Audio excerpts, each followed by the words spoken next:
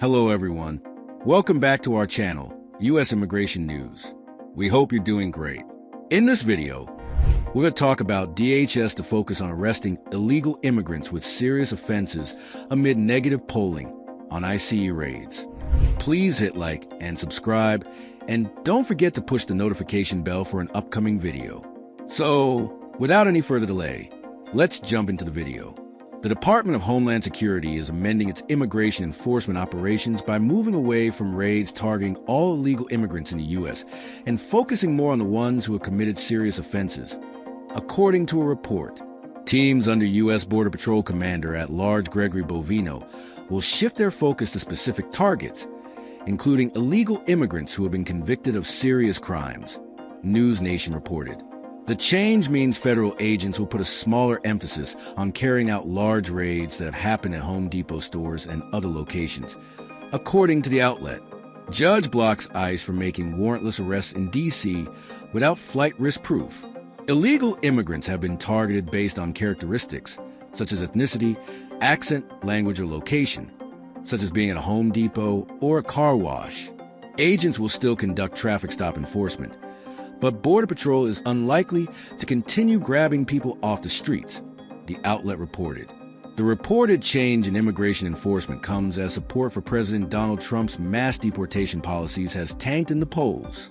250 border agents to deploy to Louisiana for swamp sweep.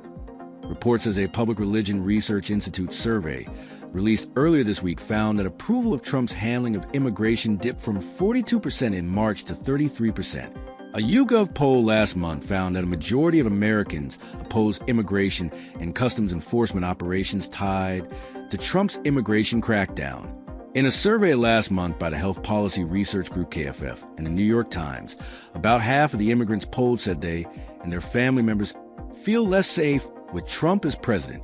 Border Patrol has carried out migrant raids this year in various cities, including in Los Angeles, Chicago, and Charlotte.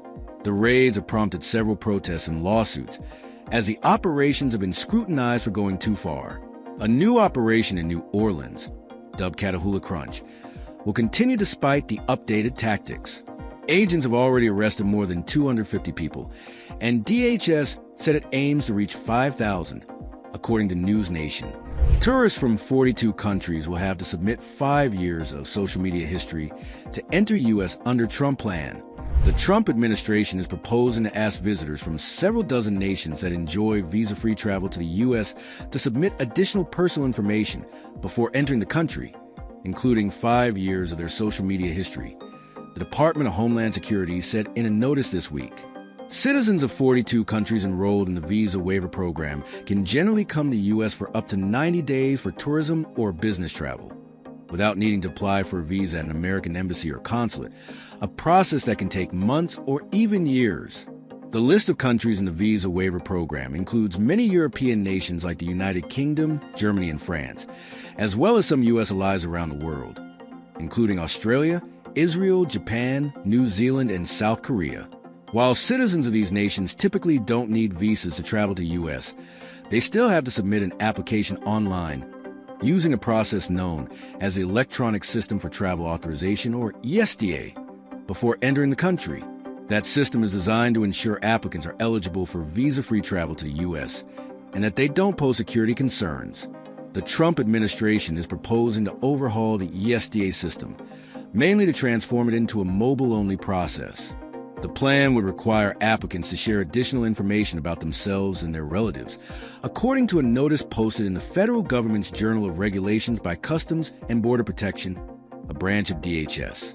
The notice said CBP plans to ask visa waiver travelers to share their social media history for the past 5 years, emails they have used for the past 10 years, and the personal information of immediate family members, including phone numbers and residences.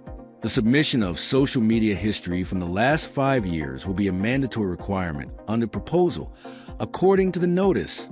CBP said the changes, which still have to be reviewed by the White House's Budget Office, are designed to enforce an executive order President Trump issued earlier this year with the stated objective of denying entry to foreigners who may pose a threat to national security or public safety. But critics of the proposed changes said they could scare prospective travelers and negatively impact tourism, especially months before the U.S. hosts the 2026 FIFA World Cup alongside Canada and Mexico next summer. Over the past year, the Trump administration has mounted an aggressive effort to increase vetting and screening procedures across the U.S. immigration system. While the State Department has moved to scrutinize visa applicants overseas more heavily, some of the changes affect people already in the U.S. who are applying to stay in the country legally through applications for asylum, green cards, or American citizenship. U.S. Citizenship and Immigration Services has instructed officials to investigate the social media history of several classes of immigrants, including for views and activities deemed to be anti-American. It has also directed adjudicators to more intensely probe the good moral character of legal immigrants requesting U.S. citizenship. Trump admin ending family reunification program and more TPS protections. The Trump administration is moving to roll back key immigration protections, with Homeland Security Secretary Kristi Noem announcing Friday the termination of temporary protected status for Ethiopia and the end of multiple family reunification parole programs affecting migrants from several Latin American and Caribbean countries. The plans came as Federal Register filings, with the latter affecting immigrants from Colombia, Cuba, Ecuador, Guatemala, Haiti, Honduras, and El Salvador. DHS acknowledges that aliens paroled into the United States under the FRP programs may have been able to reunite with family members in the United States. However, upon further review of the scope and impact of the FRP programs in their totality, in line with executive orders issued by President Trump, DHS has determined that national security and fraud concerns and the current administration's priorities outweigh those interests and weigh in favor of terminating the programs. The notice on the Family Reunification Program termination read, "Why it matters." The moves mark further steps in undoing protections granted to immigrants on a country-by-country basis. DHS has already sought to terminate TPS from multiple countries, this year not without legal challenge. The reunification program is another example of a legal pathway that was expanded under former President Joe Biden, seeking to limit illegal entries, but the Trump administration has argued that many of these were exploited. Ending the Family Reunification Program. What we know, the FRP allows immigrants seeking legal status in the U.S.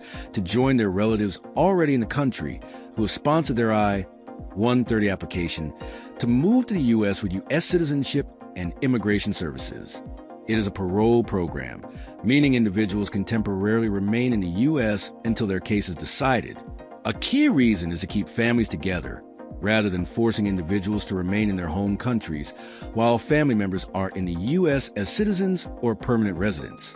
DHS said in its filing Friday that it was ending the FRP for the 7 countries listed, which were part of an expansion of the program during the Biden administration in 2023, as well as legacy FRPs for Cuba from 2007 and Haiti from 2014.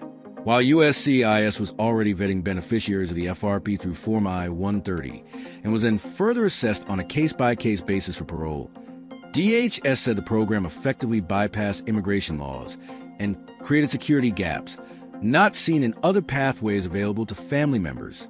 The Trump administration said that vetting was being carried out at ports of entry and therefore was not as stringent as it could be, that, in turn, opened the program to the risk of fraud and abuse, DHS said, because consulates in home countries were being bypassed.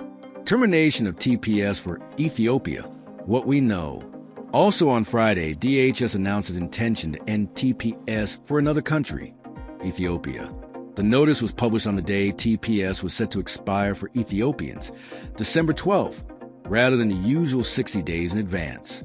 As with other notices aimed at ending protections from deportation for other countries, including Venezuela, Haiti, and South Sudan, DHS said that conditions had improved enough for citizens to return home from the U.S. While USCIS was already vetting beneficiaries of the FRP through Form I-130 and was then further assessed on a case-by-case basis for parole, DHS said the program effectively bypassed immigration laws and created security gaps not seen in other pathways available to family members. The Trump administration said that vetting was being carried out at ports of entry and therefore was not as stringent as it could be, that, in turn, opened the program to the risk of fraud and abuse, DHS said, because consulates in home countries were being bypassed. Termination of TPS for Ethiopia, what we know. Also on Friday, DHS announced its intention to end TPS for another country, Ethiopia.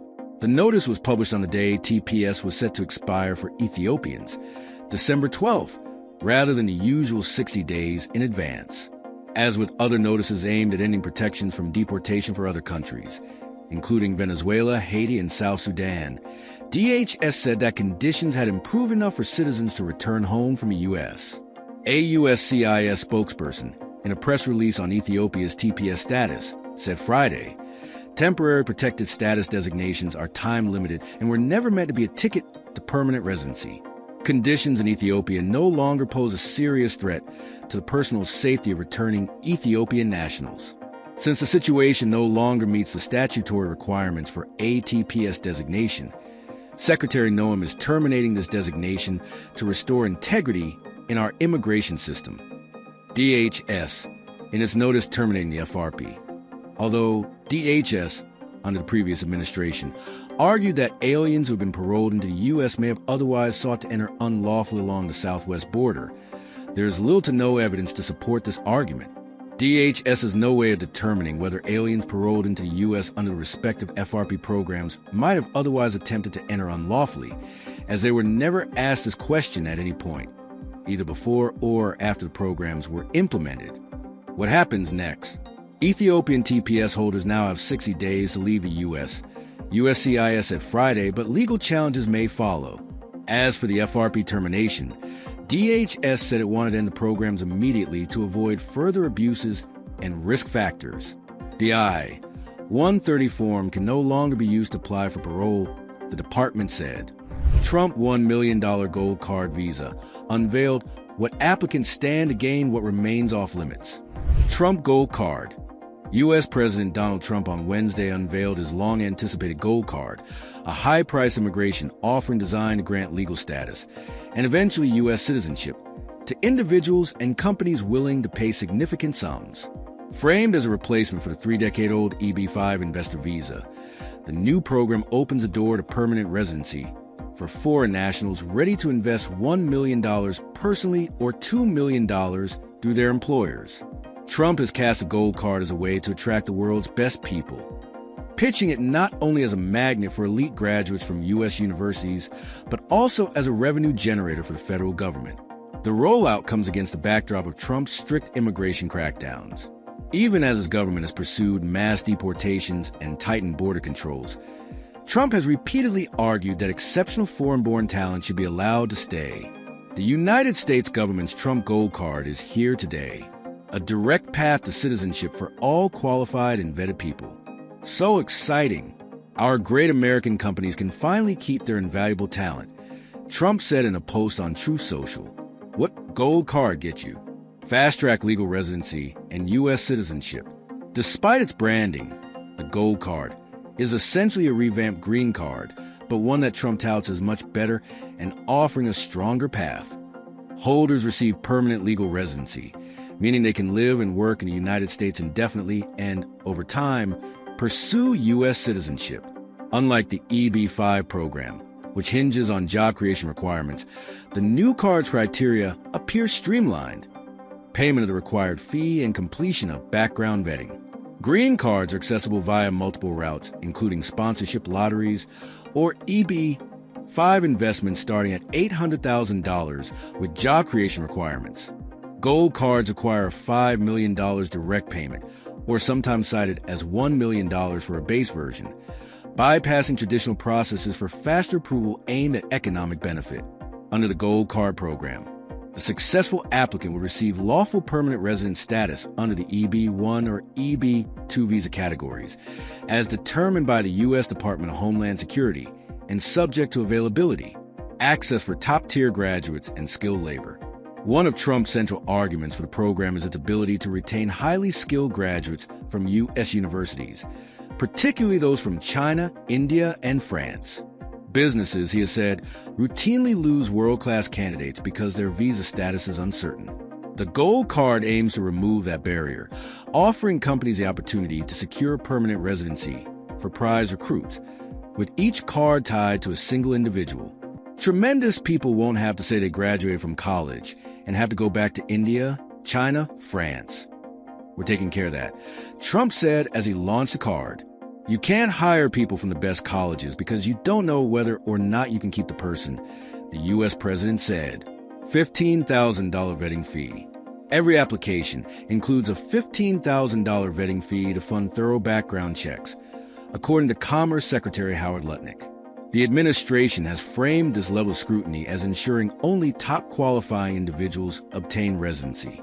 Meanwhile, Trump emphasized the program's fiscal upside, promising all proceeds will go directly to the U.S. government to fund positive national initiatives. What it doesn't get you: no job obligations, no mention of caps.